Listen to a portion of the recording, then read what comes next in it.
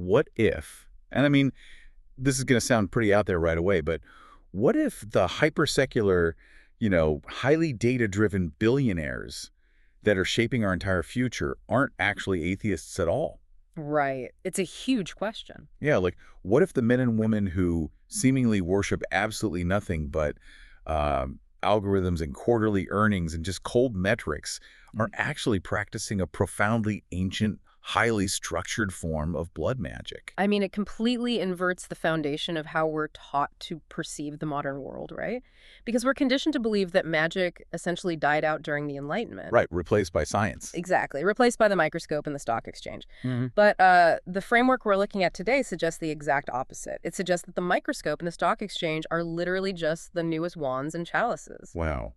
And that is exactly the staggering premise we are unpacking today in this deep dive. We have an incredibly dense, sweeping, and honestly, highly unconventional transcript to get through. Oh, for sure. It covers a lot of ground. It really does. So this comes from an interview featured on the Tucker Carlson channel, and it features a filmmaker, author, and ex-Freemason named Sean. Our mission today is to basically map out this guest's overarching worldview. Which is quite the labyrinth, if we're being honest. Oh, totally. We're looking at a narrative that takes the origins of secret societies, demonic rituals, global empires, modern media propaganda, and even like cutting-edge tech like AI and genetic modification. And just fuses it all together. Right. Fuses it into a single, cohesive theory of human history and consciousness. But before we cross this threshold, I know we need to lay down some ground rules. Yes, absolutely. We need to speak directly to you, the listener, right now, and lay down an ironclad rule for this deep dive. The material we're covering contains highly charged, controversial claims. Very controversial. Right. It touches on the intelligence community, global conflicts, the COVID-19 pandemic, and modern political structures. So we must state explicitly, we are taking absolutely no sides today. Not at all. Not left-wing, not right-wing, not anywhere on the conventional political spectrum. Yeah, we are not endorsing, we're not validating, or even independently verifying the viewpoints presented in this source material. Our sole mission here is to act as your impartial guides. We're basically just holding up a mirror to the text. Exactly. We're going to unpack these concepts exactly as they appear in the source so you can fully understand the intricate, philosophical, and psychological perspective this speaker holds. And you might be asking, why should you care? Right. Well, because even if you view every single claim in this transcript as purely metaphorical, it still offers a profound, arguably genius psychological framework for understanding how power, fear, and human attention interact in the digital age. It really forces you to look the mechanics of influence in a totally different light. So let's just jump right in. The speaker begins with this foundational absolute claim, which is, there are no secular leaders, period. Right. No secular leaders anywhere. Yeah. He says the people who hold apex power in the world might pose as science-based, rationalist technocrats, but ultimately they are deeply religious. They just practice a religion the public isn't privy to. It's hidden in plain sight. Exactly. Yeah. And he notes that while you can certainly find, non-powerful Freemasons out there, there are zero powerful people who are not, on some level, initiated into these esoteric frameworks. Let's drill into that for a second, because when he says no secular leaders, he is fundamentally redefining what power actually is. Right, because we're taught power is about money or armies. Exactly. We're taught power is a byproduct of wealth or military strategy or, political charisma. He's arguing that apex worldly power is actually a byproduct of spiritual initiation. That's wild. And he traces the roots of this back to the Knights Templar, but he ignores the textbook version of the Templar. Right, the pious warrior monks guarding pilgrimage routes during the Crusades, the standard History Channel stuff. Right. He skips all that and focuses on their alleged covert mission, which was excavating underneath the ruins of the Temple of Solomon in Jerusalem. And the standard historical narrative totally glosses over those excavations, right? Pretty much. But in occult traditions, this is basically ground zero. The speaker claims the Templars were digging for ancient texts, specific grimoires, and hidden technologies of consciousness. Technologies of consciousness. I love that phrase. It's very evocative. They were looking for the esoteric operating system that made King Solomon the most powerful man of the ancient world. And according to this lore, Solomon's immense wealth and power didn't come from, savvy trade routes or tax policies. It came from his ability to command the unseen. Exactly. The lore states Solomon used a specific ring of power to command jinn. Which we culturally recognize as genies, right? Like from Aladdin. Right, but in Islamic and esoteric lore, they are actually interdimensional entities. Yeah. He supposedly used these unseen entities to physically alter matter and build his legendary temple. So, if we take this claim seriously within the speaker's framework, it means the Templars essentially found a methodology for interfacing with non-human intelligences. Which fundamentally alters the trajectory of human history. I mean, think about it. The Templars return to Europe, they basically invent modern banking, they become richer than kings, and then, of course, they are eventually purged. Right. Friday the 13th, all that. Exactly. But the knowledge supposedly goes underground, morphing into various secret societies over the centuries. So the through line here is the belief that invisible spiritual forces are constantly available to be commanded or communed with, provided you have the right, technology or ritual. Yes. And this is where his definition of Satanism comes into play, which I know you found really interesting. Oh, it completely threw me because we have this Hollywood image of Satanism, robes, pentagrams, heavy metal music in the woods. Right, the B-movie aesthetic. Exactly. But he argues that materialism itself is essentially the highest form of Satanism. And he defines materialism as the belief that absolutely nothing exists outside the physical, measurable realm. And, it makes philosophical sense within his paradigm. If Lucifer is traditionally considered the lord of this world, meaning the lord of the dense physical earth, Right. then believing that the physical earth is the only thing that exists is literally the ultimate worship of that domain. Wow. Yeah, it traps human consciousness in a tiny box. Yeah. It basically tells you that you are nothing but meat and neurochemistry, and therefore, you should worship money, status, and your own ego because this physical blip is all there is. That's the trap. He even targets figures like Charles Darwin in this context. Wait, really? Barely? Yeah, he isn't necessarily arguing against the observable fossil record or basic biology, but he suggests that pushing a theory of completely spontaneous, random, godless evolution serves a dark spiritual agenda. Oh, I see. Because it elevates the human ego to the top of the cosmic pyramid. Exactly. It blinds the population to any transcendent divine origin. If you genuinely believe you are just an accident of primordial soup, you are vastly easier to subjugate than someone who believes they contain a spark of the divine creator. That makes total sense. And that leads directly into his theory of consciousness, which is really the linchpin of this entire worldview. It really is. Mainstream neuroscience generally operates on the assumption that the physical brain generates consciousness, right? Chemical reactions occur, neurons fire, and somehow the subjective experience of you magically emerges. But the speaker violently rejects this. Violently. He posits that the brain is not a generator at all. It is a receiver. Right. This is where the radio analogy comes in. Yeah, I yeah. love this. So if you have a radio playing a Mozart symphony in your living room, and you take a hammer and just completely smash the radio, the music stops playing. Right.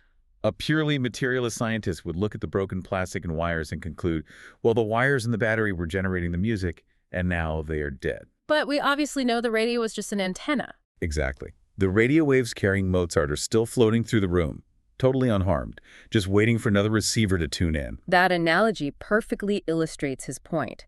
And he uses this brain as receiver model to explain phenomena like near-death experiences and out-of-body astral projection.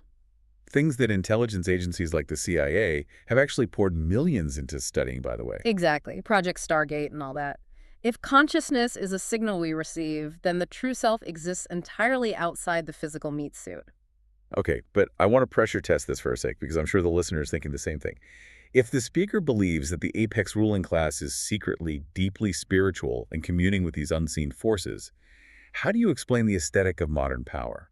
What do you mean by aesthetic? Like you look at a modern tech billionaire or a central banker or a Silicon Valley CEO, they are hyper-rational, data-driven, secular, and almost robotic. They aren't wearing flowing robes or chanting in Latin during their shareholder meetings. Right. But the speaker would argue that the aesthetic is the camouflage.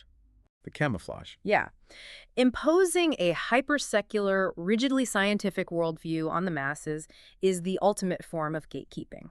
By convincing the general population that magic, spirituality, and the unseen realm are just, fairy tales for the uneducated. They keep the population disconnected from their own inherent spiritual power. Exactly.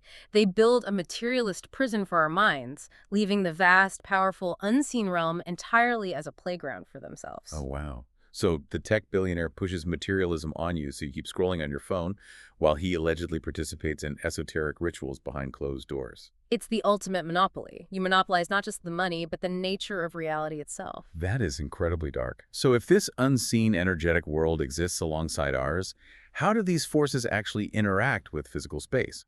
Because this speaker doesn't just keep this philosophical, he gets intensely specific about the physics of hauntings and possession. Yeah, he moves into his own firsthand explorations of abandoned, highly charged environments. He specifically brings up Greystone Park in New Jersey. Right, Greystone Park. It was a massive psychiatric hospital operating for over a century. Woody Guthrie was actually a patient there at one point. It had miles of subterranean tunnels. And the speaker posits that reality, at its core, is just energy, which, quantum physics backs up. Solid matter is mostly empty space with vibrating particles. Right. So he argues that physical architecture, like specific geometries, hallways, structural layouts, can actually act as a trap for that energy. Think of how the architecture of a cathedral is specifically designed to bounce acoustic energy to make a choir sound heavenly. That's a perfect comparison. He's suggesting that the architecture of an asylum can trap emotional frequency. Greystone was a place of immense suffering, madness, abuse, and death over 100 years. So he claims that heavy, dark, emotional energy doesn't just dissipate, it accumulates. It pools in the environment like invisible, stagnant water, unless it's intentionally cleared by a higher frequency of blessing. And the stagnant energy becomes a resource. He describes exploring the catacombs of this hospital and finding the remnants of occult rituals. Altars, paraphernalia, all of it. Clear evidence that people were intentionally venturing into this dark, forgotten space to perform ceremonies. Why? Because they were trying to draw upon that trapped, concentrated misery to power their own magical workings. It's a terrifying thought. And he shares another story about a house in upstate New York located right next to a mental hospital for children. Yeah, this part gave me chills. The local lore was that a priest had abused children there while dabbling in dark magic. The speaker claims that when he visited this location, the trapped energy was so intense, he could literally hear audible demonic laughter and the howling of invisible dogs. Out loud, like physically hear it. According to him, yes. And eventually, that house burned down entirely on its own after someone attempted to bless it. Which is crazy. And the burning of the house highlights a concept he brings up later regarding the nature of this dark energy, right? That it's inherently chaotic and self-destructive. Exactly. But what is truly terrifying is his explanation of how this energy interacts with human biology. Yeah, because we always see demonic possession depicted in media as a sudden, violent, supernatural takeover. Head spinning, green vomit. Right, the exorcist model. But the speaker equates it to something much more mundane and insidious. Blackout drunkenness. I found that comparison deeply unsettling because it completely removes the fantasy element. He notes that alcohol is literally referred to as spirits. Yes. When you consume excessive alcohol, your vibrational frequency plummets. You are removed from your right mind. He describes possession as a flip switch, like a person experiences severe trauma, deep fear, or consumes substances that lower their energetic frequency down to match the frequency of these dark entities. It's purely a law of resonance. If a guitar string vibrates at a certain pitch, a string on a guitar across the room tuned to the same pitch will begin to vibrate sympathetically. Right, the acoustics just match up. Exactly. If a human being is vibrating at the frequency of terror or deep degradation, they become an energetic match for an entity vibrating at that same level. And then what? The true consciousness of the person basically checks out. The consciousness checks out. The entity steps into the receiver, going back to the radio analogy, and erratic, aggressive, maniacal behavior ensues. He brings up the biblical story of Jesus casting a legion of demons out of a possessed man to illustrate this. Jesus casts the demons into a herd of pigs, and the pigs immediately stampede off a cliff and drown themselves. Right. The speaker uses this to show that these entities are essentially a parasite that ultimately destroys the host. They cannot sustain life, they can only consume it. Which really begs the question. If these forces are so destructive, why would any intelligent, ambitious person willingly seek them out? And that leads directly into the speaker's own immersion into the world of secret societies, specifically his time as a Freemason. Right. So he joined right out of college, working his way up to the 3rd degree at the Cornerstone Lodge in New York. And he casually drops that incredibly prominent figures, massive celebrities like Jay-Z were associated with this specific lodge. Which is a huge claim. But the speaker is careful here. We should note that he explicitly states he does not believe all Freemasons are evil. No, not at all. He doesn't think the lodge is a monolith of darkness. He notes many members are devout Christians, and the rituals draw heavily on Old Testament narratives. So how does he describe the lodge then? He views it as an initiatory checkerboard, referencing the black and white tiled floors that are a hallmark of Masonic temples. In his view, the esoteric structure of the society acts as a spiritual sorting mechanism. A sorting mechanism? That's interesting because he says the words of the rituals, the blindfolds, the specific geometric movements, you can find all the transcripts online. They aren't a secret anymore. No, anyone can Google them. But he says reading the script isn't the same as performing the play. By acting out these specific geometries and incantations in a highly charged environment, the initiate is essentially setting up a flare. Like an invitation. Yes. It is an invitation for non-human forces to come and observe the candidate. And this is where his personal experience really shatters the boundaries of normal reality. After completing his initiations, he describes being targeted by deeply surreal, terrifying phenomena, primarily manifesting through his phone. Right. He received calls from unknown numbers, sometimes literally showing up as 666 on the caller ID. The details of these calls are chilling. He describes a shifting, husky voice that would track his physical movements on the streets of New York.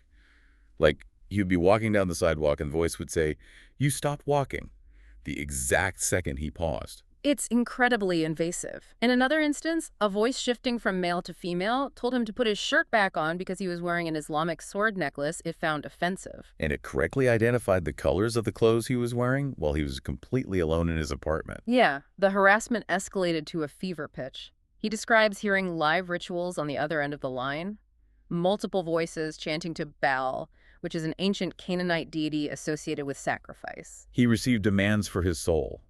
And the climax was a call from an entity identifying itself as Azazel, a fallen angel or demon associated with the scapegoat ritual and death, just days before his grandmother passed away. I know. It's a lot to process. I have to put myself in the shoes of the listener right now, because my immediate reaction to hearing this is extreme skepticism. Naturally. If a young guy joins a secret society known for fraternity and secrecy and starts getting spoopy phone calls, isn't the most logical explanation that older lodge members are just hazing him with burner phones? Yeah. Or, given the speaker's proximity to elite political and entertainment circles, couldn't this have been a psychological operation run by an intelligence agency like the CIA just to test his mental fortitude? That is the Occam's razor explanation, and any critical thinker must weigh it. But to understand this worldview, we have to look at how the speaker interprets the mechanism of the deal. He firmly believes this was supernatural because he views the dark side not as an omnipotent conqueror, but as an opportunistic merchant. A merchant, meaning they can't just take what they want. Exactly. That is the core dynamic. These supernatural forces operate on a strict code of consent. The lodge is the testing ground. The entities reach out, apply pressure, and assess the initiate. They're looking to see if the person is willing to compromise their morality, to trade their soul, or, metaphorically or literally, drink blood in exchange for worldly power and success. Wow. And the speaker says he effectively ruined the test by laughing it off. Yes. He engaged with the voices, but he ultimately told them that his soul wasn't his to sell because it belonged to God.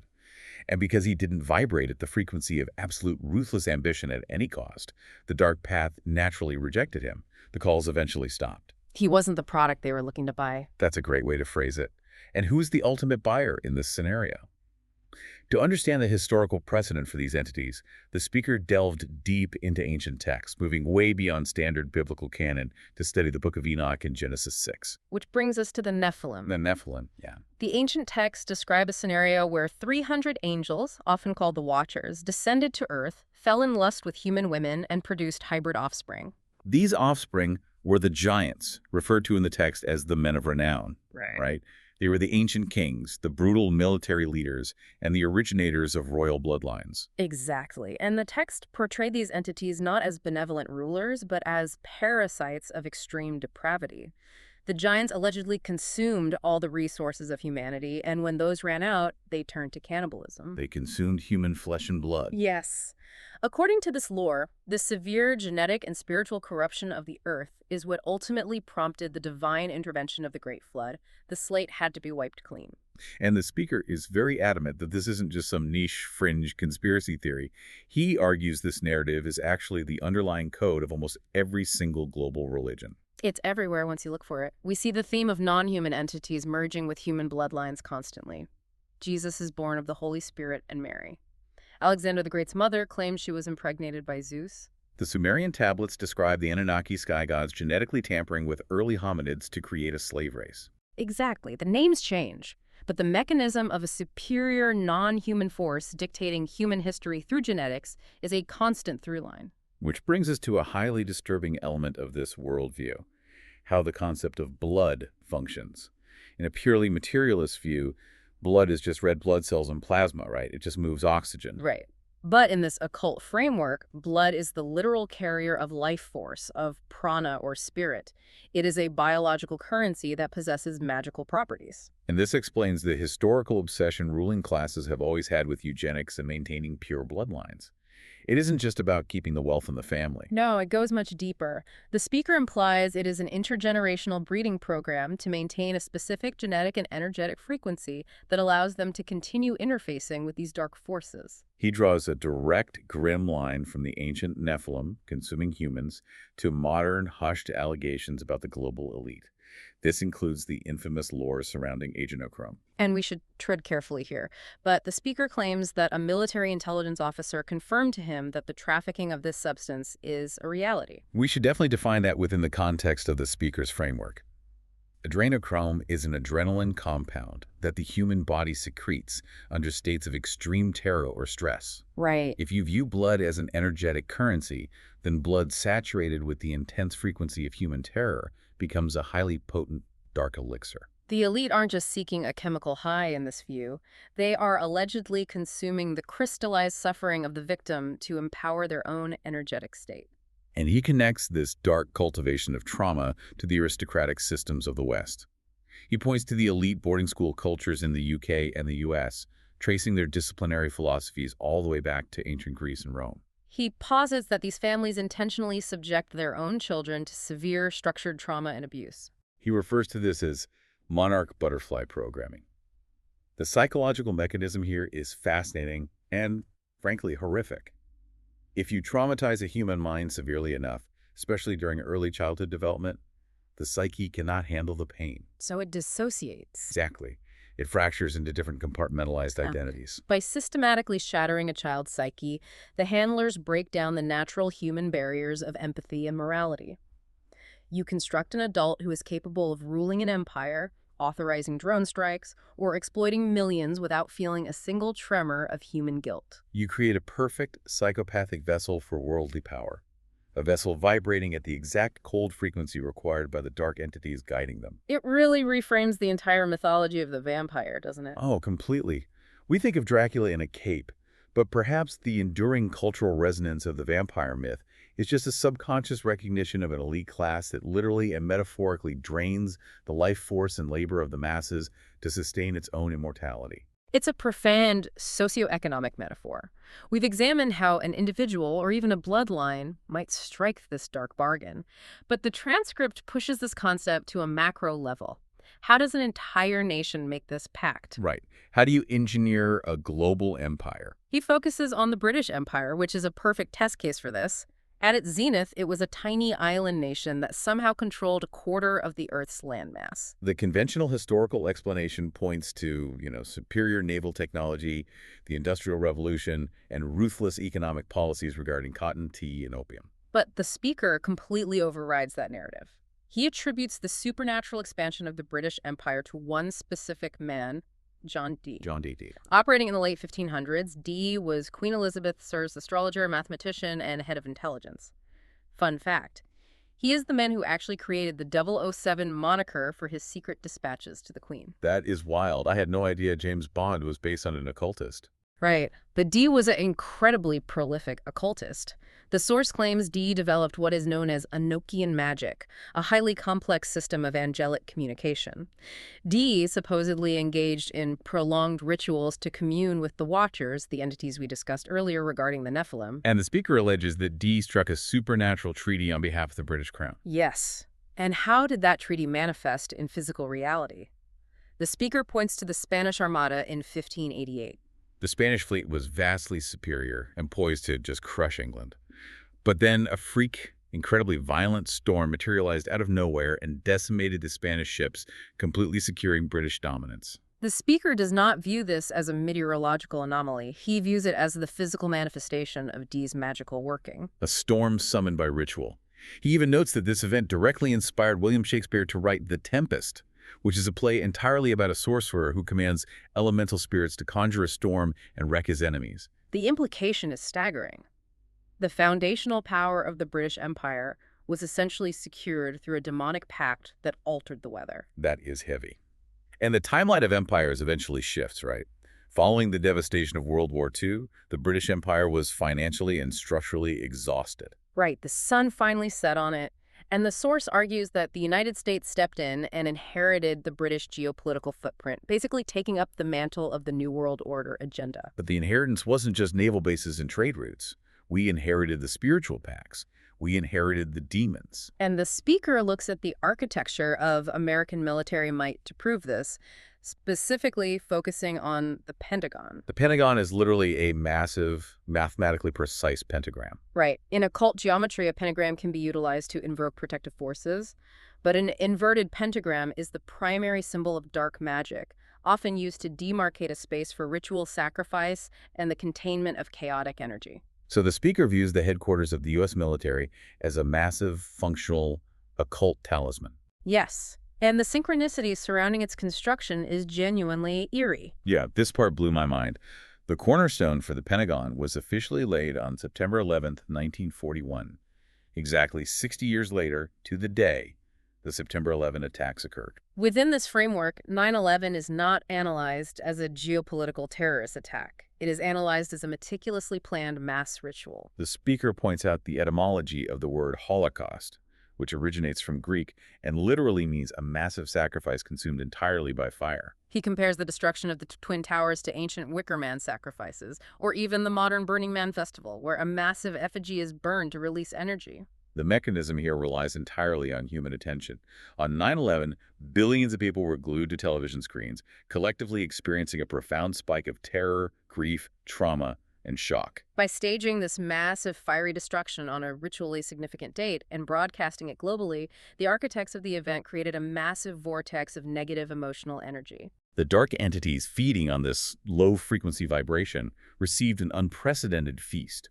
The ritual essentially harvested the collective consciousness of humanity to empower the next phase of the empire's expansion. It really forces us to look at the underlying philosophies of magic. The speaker contrasts two distinct paths here. The dark side operates on the philosophy summarized by Aleister Crowley, right? Do what thou wilt shall be the whole of the law. Exactly. It is the doctrine of my will be done. It is about imposing the human ego onto the fabric of reality, bending the world to your desire, regardless of who gets hurt in the process. Conversely, the divine philosophy is thy will be done. It is the absolute surrender of the human ego to a higher, loving, harmonic order. It's about aligning with the Creator, rather than trying to usurp the Creator. The speaker quotes the French writer Honoré de Balzac, "Behind every great fortune lies a great crime." So if the dark philosophy of my will be done dominates the globe, does the massive success of any empire inherently demand a blood sacrifice? That's the huge moral question here. Even if we aren't talking about literal stone altars, is the empire sustained metaphorically through endless grinding conflicts like Vietnam, Iraq, or the modern proxy wars we see today? Is human blood literally the required fuel to keep the machine running?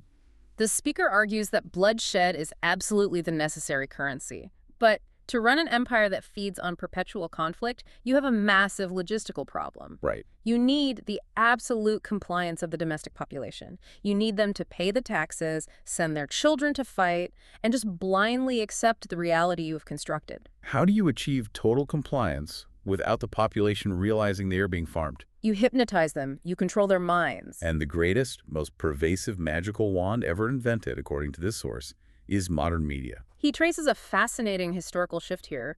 Prior to 1945, there was actually a robust public interest in the occult, mysticism, and unseen forces. Right, seances were huge. But post-World War II, discussions of bloodlines, the supernatural, and the esoteric roots of power were aggressively scrubbed from public discourse and academia. It was all heavily relegated to the realm of crazy conspiracy theory. But the magic didn't disappear. It just changed its clothes. British intelligence became incredibly adept at psychological warfare and mass propaganda during the World Wars. And when the wars ended, those techniques were brought straight to America. The speaker notes that early American television networks were heavily influenced, if not outright founded, by former intelligence officers from the OSS, which is the precursor to the CIA. They understood how to weaponize frequency. The speaker uses the music industry as a prime example, specifically the top 40 radio format. Historically, humanity listened to complex, long-form symphonies or folk music that required active, conscious engagement, right? Yes. The Top 40 project shifted this to short, 3-minute, highly repetitive, loop-based tracks. And the mechanism here is neurological. Repetitive looping beats literally shift the brain out of a conscious analytical beta state and down into a suggestive hypnotic alpha state. You are lulling the critical mind to sleep so you can implant cultural conditioning directly into the subconscious. He views modern entertainment completely through this lens. He argues that the increasingly degrading lyrics in hip-hop and pop music are not organic cultural expressions. They are engineered spells. Engineered to debase youth culture, lower their vibrational frequency, and ultimately normalize extreme transactional sexual platforms like OnlyFans. And social media is the ultimate evolution of this technology. He singles out TikTok. The infinite scroll is basically a digital Skinner box. It places the user in a deeply addictive, trance-like state. You lose hours of your life staring at a glowing rectangle, completely detached from your spiritual center. All while an algorithm harvests your attention and feeds you content specifically designed to provoke envy, rage, or anxiety. Hollywood, naturally, is viewed as the Babylonian epicenter of this operation. But the speaker makes a very astute, nuanced point here. He doesn't entirely blame Hollywood for forcing darkness onto a pure, innocent public. Right. He argues that the media apparatus is just a mirror. It reflects the collective, unconscious, unhealed dark desires of the audience right back at them. If the public demands violence, lust, and degradation, Hollywood simply manufactures the supply, creating a downward feedback loop of lowering consciousness. Which brings us to his most explosive and obviously controversial analysis, the COVID-19 pandemic. Yes. In this framework, the pandemic is not primarily viewed as a public health crisis caused by a novel virus. It is viewed as a massive, orchestrated exercise in psychological warfare, a global test of consciousness and compliance. The speaker focuses heavily on the symbolism and energetic impact of the mandates, specifically masking. Remember our earlier discussion about blood-carrying prana or spirit? Breath is also a primary conduit of the divine life force. Right. The word spirit actually comes from spiritus, meaning breath. He argues that by mandating the covering of the mouth and nose, the system was performing a mass energetic ritual. It symbolically stripped individuals of their unique voice and their divine breath. It turned the population into masked, subservient, dead things walking through grocery stores in a state of terror. And the omnipresent, media-driven fear of infection created a state of mass, global hysteria. In his paradigm, this societal terror was functionally identical to mass demonic possession. People abandoned logic, basic human empathy, and bodily autonomy because their consciousness had been hijacked by a low-frequency vibration of existential dread. The speaker alleges that the ultimate endgame of the pandemic response, an endgame he believes the dark forces ultimately failed to fully execute, by the way, was the permanent installation of a total digital tracking system. An interlocking social credit score, physical quarantine camps. The goal was an inescapable digital panopticon. The overarching thesis is that the government and the media apparatus work in tandem as wardens. They act as farmers, and human fear is the cash crop. He offers a brilliant cynical metaphor regarding politics here. He compares the two major political parties to rival street gangs, like the Bloods and the Crips, or the red and blue Masonic lodges. They wear different colors, they shout different slogans, but they serve the exact same overarching system. They offer the illusion of democratic choice just to keep the population deeply invested and emotionally inflamed. but both sides ultimately serve to maintain the debt slavery system. To fund the military-industrial complex and to harvest the energetic outrage of the divided public. So if the population is successfully divided, mesmerized by glowing screams, and drained of their spiritual energy, what is the final technological culmination of this entire dark agenda? Where is this ancient ritual ultimately leading humanity? It is leading toward what he frames as the modern apocalypse. And this is where he seamlessly weaves the most cutting-edge contemporary technological anxieties, AI, genetic engineering, UFOs, into this ancient supernatural framework. Let's start with the UAP, or UFO phenomenon. The speaker fully rejects the mainstream narrative that these are benevolent extraterrestrials visiting from distant galaxies to, study our oceans. Right. He describes the craft seen in our skies as advanced, reverse-engineered technology stemming from mid-century crashes, most notably Roswell. And he claims the government didn't just find metal debris, they entered into joint alliances with non-human entities. He cites the story of Dr. Fred Bell, a scientist who allegedly worked on highly classified black-budget government projects. Bell claimed he was brought into deep, underground military facilities where he witnessed joint human-alien operations. He supposedly even shook hands with a gray alien. The chilling coda to that anecdote is what allegedly happened to Bell. Within 24 hours of giving a rare, off-the-record interview detailing these underground partnerships, Bell was found dead of a sudden heart attack in his hotel room. The speaker uses this to underscore the lethal, unforgiving nature of the military occult complex protecting these secrets. But the flying saucers are really just the transportation, right? The real target of this alliance is human biology itself. Yes. The speaker frames modern genetic research, biotech, and the pharmaceutical industry as nothing more than rebranded eugenics. He explicitly points to the recent global rollout of mRNA technology. He views this not as a medical miracle, but as a massive, deeply alarming experiment on the human species. He suggests this technology has the capacity to fundamentally alter the human genome, introducing synthetic instructions into our biology that can be passed down generationally. And why do they want to hack the human genome? It serves the ultimate terrifying goal, the transhumanist agenda. He references figures like Elon Musk and the aggressive push, through companies like Neuralink, to merge human consciousness directly with artificial intelligence. The vision of the future, sold by transhumanists, is a bifurcated cyborg society.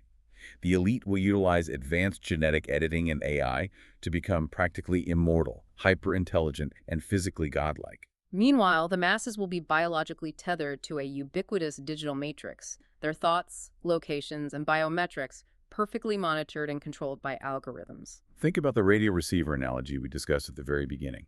If the human brain is a divine antenna designed to receive the frequency of God, or the soul, what happens when you physically implant a microchip into that brain and merge it with a synthetic, cloud-based AI? That is the existential trap. In the speaker's view, merging with AI acts as a permanent static filter placed over the divine antenna. The goal of transhumanism is to sever the human soul from its connection to the Creator by permanently trapping consciousness in a biologically engineered, machine-controlled closed loop. It is the ultimate, final victory for the material, Luciferian realm. You become immortal meat trapped in a digital hell. And he points out something incredibly insidious about how artificial intelligence is being introduced to the public right now. The very CEOs and developers building the AI are going on press tours telling the public this technology is terrifying, it might end humanity, it's going to destroy your jobs and spark wars. They are actively marketing the product with terror. The speaker suggests this is a deliberate psychological operation. They are seeding mass anxiety and existential dread into the collective consciousness to generate the massive energetic food required by the dark spiritual forces that are actually birthing the technology through them. It's a dark loop. So if you are listening to this and you are taking in this overwhelming narrative, a world ruled by bloodlines communing with ancient demons, a media apparatus designed to hypnotize you, a medical establishment trying to hack your DNA, and a tech elite trying to trap your soul in a digital panopticon moment, the obvious reaction is absolute paralyzing despair. Right. How do you even wake up in the morning? Surprisingly, despite articulating arguably the most paranoid, suffocating framework of reality imaginable, the speaker's ultimate conclusion is radically optimistic. Really optimistic. Yeah. He does not believe this is the end. He firmly believes humanity is currently living through what he calls the Great Awakening. His optimism requires identifying the root cause of the problem, which he identifies as the fall into mind. He references the biblical allegory of Adam and Eve eating from the tree of knowledge and the esoteric myth of the fall of Atlantis. Before this fall, human consciousness was unified. We understood our direct, unbroken connection to the Creator. The mind, the analytical, hyper-rational ego, created the illusion of separation. It convinced us that we are isolated, vulnerable individuals fighting for scarce resources in a hostile physical universe. Returning to the light and initiating the Great Awakening requires shattering that illusion of separation and realizing that every human being is an interconnected instrument of a single divine source. And the practical application of this philosophy is incredibly empowering. How do you defeat an ancient demonic force that controls the banks, the militaries, and the media? You don't fight it with guns, you starve it. The speaker emphasizes that the dark forces have absolutely zero inherent power. They are parasites. They only possess the power that we willingly give them through our attention, our compliance, and our fear. If you remove the food source, the parasite withers and dies. He points to the core teaching of Christ as the ultimate esoteric technology. Replace fear with faith. The speaker shares the resolution of his own terrifying ordeal with the Masonic hauntings and demonic phone calls. The torment only stopped when he fully surrendered his ego to a higher power. When he confidently told the dark entities, "My soul is not mine to give you, it belongs to God," he literally stopped vibrating at the frequency of fear. The moment he removed his terror, the entities completely lost their grip on reality and vanished. But getting to that point of unshakable faith and awakening requires a grueling process. The speaker acknowledges that humanity cannot simply meditate its way out of this with toxic positivity. We have to look at the darkness. He talks about the absolute necessity of suffering and the painful exposure of dark truths. He explicitly mentions things like the Franklin scandal, the unearthing of elite child trafficking rings, and the systemic abuses of the ruling class. We cannot turn a blind eye, play video games, and pretend it isn't happening. He uses the metaphor of the Buddha. Prince Siddhartha lived his entire early life in a walled palace, completely protected from any knowledge of suffering. But to achieve enlightenment, he had to leave the palace walls. He had to witness disease, brutal old age, and a rotting corpse. He had to look directly at the horror of the material world without flinching. The speaker argues humanity is currently in that exact phase. The walls of our collective palace are coming down, and the internet is forcing us to look at the darkest, most horrifying, psychopathic parts of our reality. It is traumatizing, but it is necessary. Only by consciously acknowledging the nightmare can we make the active, sovereign choice to wake up from it and co-create a better reality based on compassion instead of exploitation. It is a profound mass test of human free will. Directing this back to you, the listener, evaluate your own daily existence through this lens. Look at your media diet. Look at your reactions to political headlines, social media outrage, and global conflicts. Are you unwittingly acting as a battery? Are you feeding the machine with your anxiety, your partisan hatred, and your fear? Or are you consciously starving the machine with your peace, your faith, and your empathy? The speaker brings up a fascinating pop culture touchstone here. The film Natural Born Killers. Interestingly, that film was directed by his father, Oliver Stone. Right, and he says if you strip away the controversy and watch the film closely, it isn't just a critique of media glorifying violence. It is a deeply esoteric story. It follows two deeply traumatized, essentially demon-possessed people navigating an absolute neon-soaked hellscape of modern America. They are surrounded by corruption, murder, and madness.